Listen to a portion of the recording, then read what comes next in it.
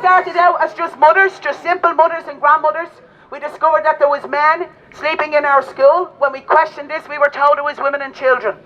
We proved to them it was men, and then it was lied to, we were slandered, and then eventually admitted. And now because they've admitted it, they won't sit down and have a meeting with the people of Drimnagh to answer as to why they were sheltering men in our schools in the July and August of 22, when the planning permission was only amended in November of 22. So if they were there, it was illegal for them to be there. Yes. I also believe that there's no fire cert for that school. And these are the things I've asked for. And instead of answering the mothers and the grandmothers' questions, they stonewalled us and slandered us and said we were racist cahoots. And we were, as a matter of fact, they even said I was at the bottom of the cesspit with all my family. So I've been slandered on Facebook, and that's what these people will do. The only people that have been failed here, we've been failed by our government. This government needs to step down. They failed the people of Ireland. Yes! They work for us. Yes! We don't work for them.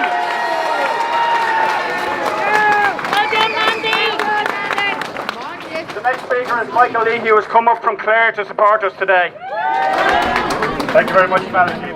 We are here to protest today against the ruinous policies of government relating to immigration.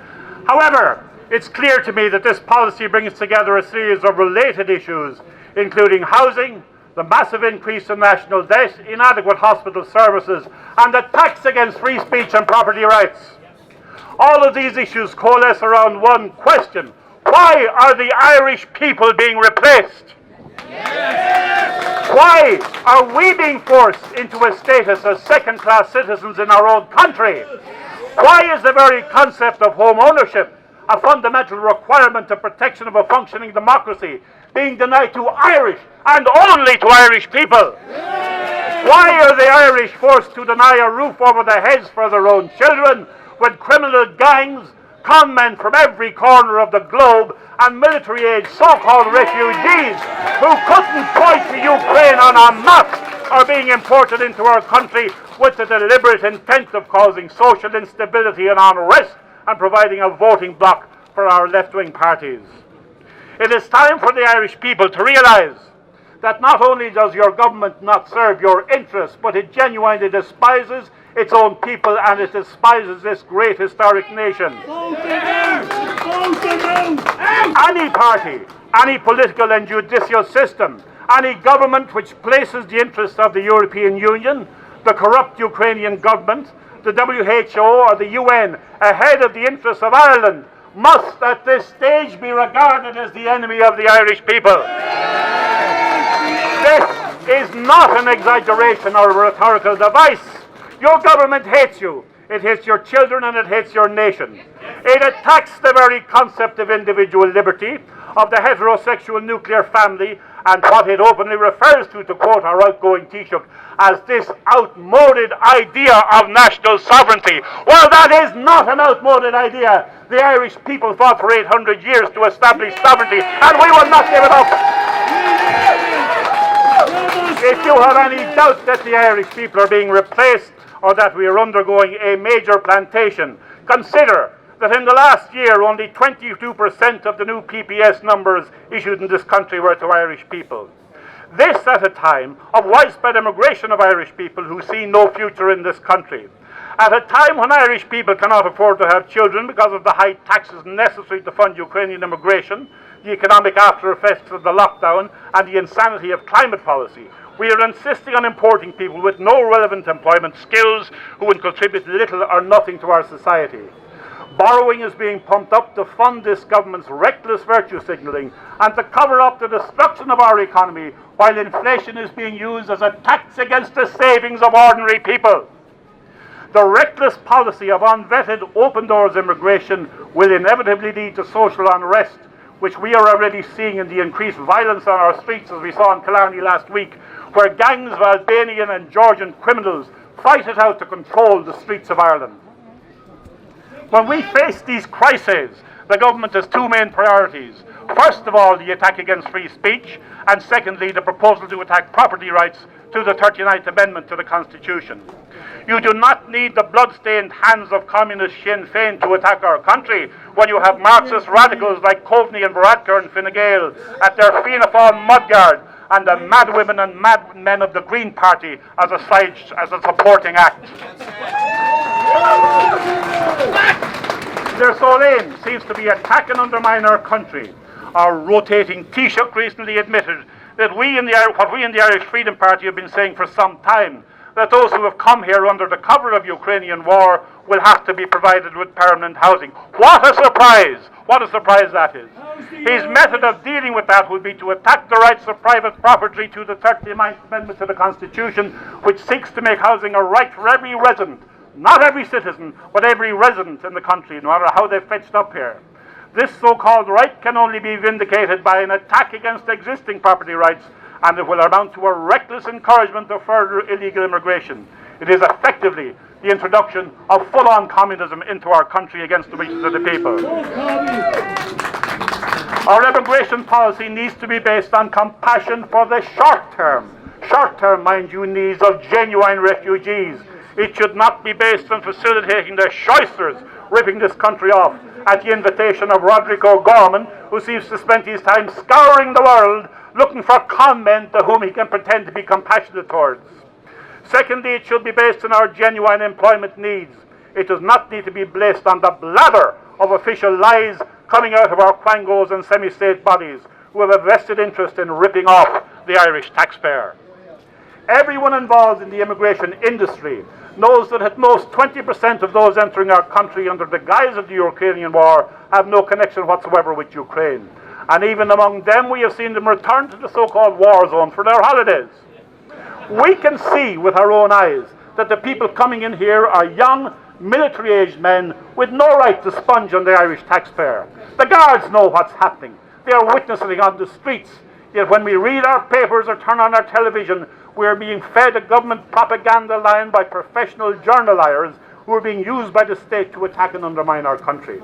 Remember, if it's on RTE or that vile hate sheet, the Irish Slimes, easily the worst newspaper in the world, then you must assume that it is 90% falsehood, designed to attack your interests and your children's interests. The housing crisis has been created by the government, firstly by excessive costs being loaded onto new housing to fight an imaginary climate crisis, secondly by an immigration policy which actively discriminates against Irish people in housing provision, and thirdly by the failure to provide proper financial credit system to facilitate ordinary people. The government does not want you to own your own home. It wants you to live in state housing. Irish people want the right to home ownership, and they are entitled to that right. That right is being taken from them by a reckless combination of government policies which are now culminating in an outright attack against the rights of private property. It can seem at times that politics has failed us and that the main opposition party, Sinn Féin, is in every respect worse than the traitors who occupy government at present. However, as we see today, the people are rising. As Malachy said, a great popular movement is now rising up. New parties are emerging. The Irish Freedom Party, which I chair, will fight to protect this nation, to protect your rights and to secure your right to access housing at reasonable costs. I would ask that you give consideration to our party at the next election. Finally, thank you very much. I just want to conclude by saying that at times it may seem that we're fighting a satanic evil in our government, and we must call on the power of Almighty God to protect this nation. Thank you very much.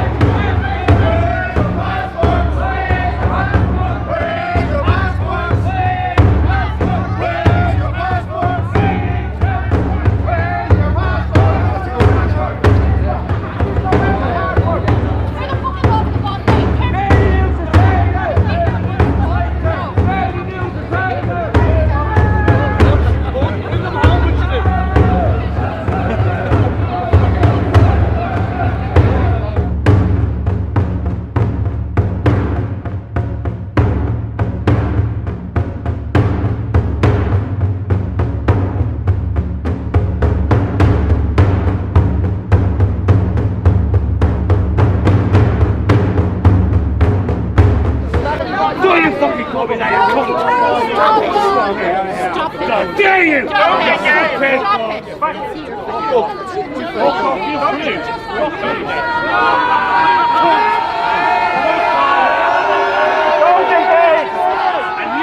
you fuck ass! Fucktard! Oh, stop. How fucking dare you!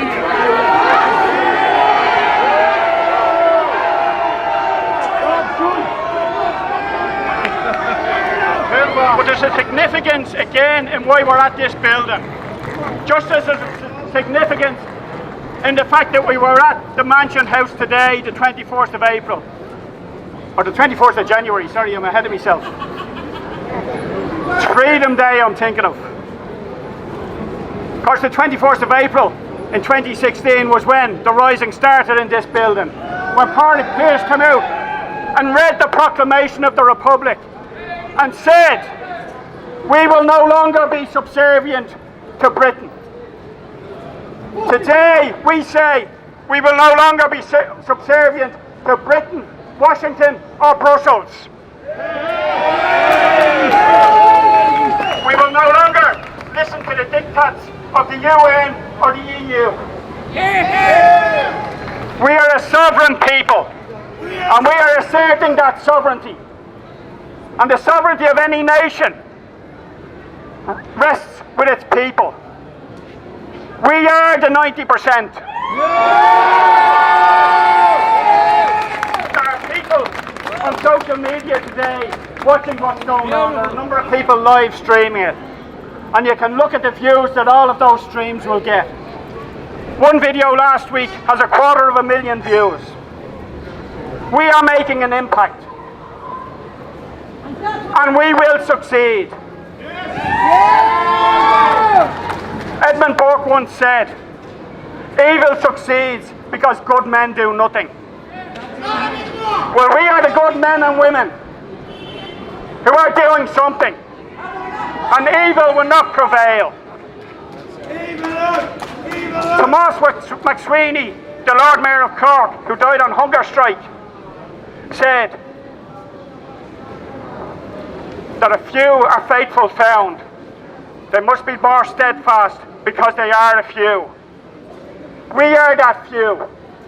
We will stay steadfast and principled to the issue of sovereignty of our nation, and we will achieve success.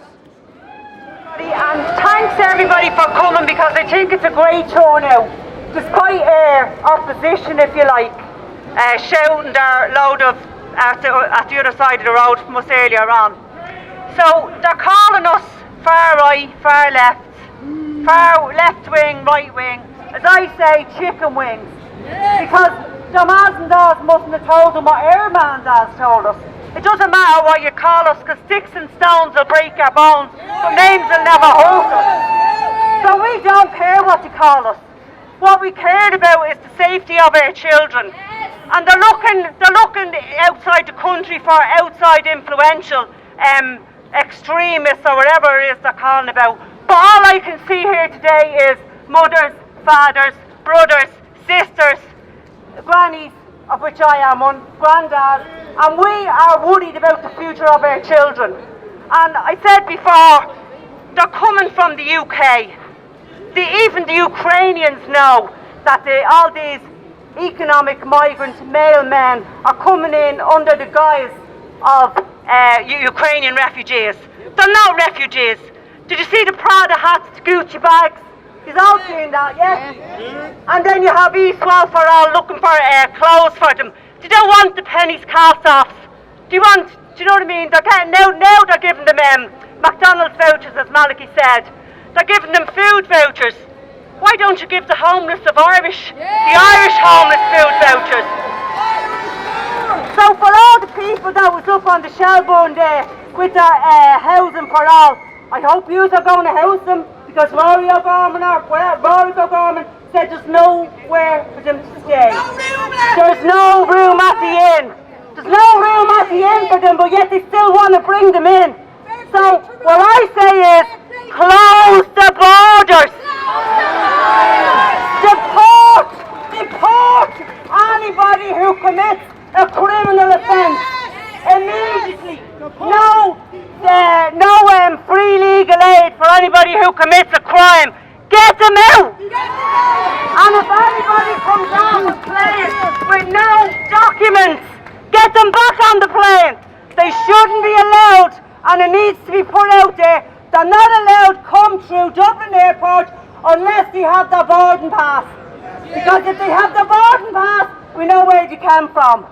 So as a mother and a grandmother, and all the other mothers, grandmothers, fathers, brothers, sisters, cousins, we're all on the same page. Close the borders and get out the criminals and sort Ireland out. Thanks very much, everybody.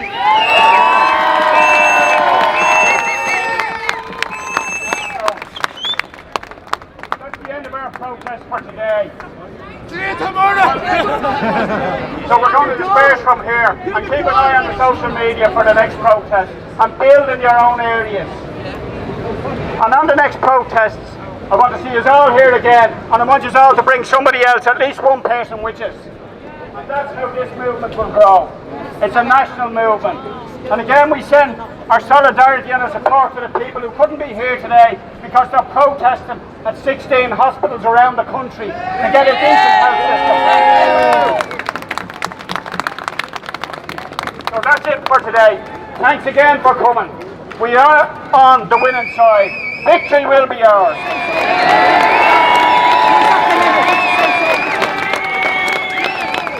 Ireland! Ireland! Ireland! Ireland!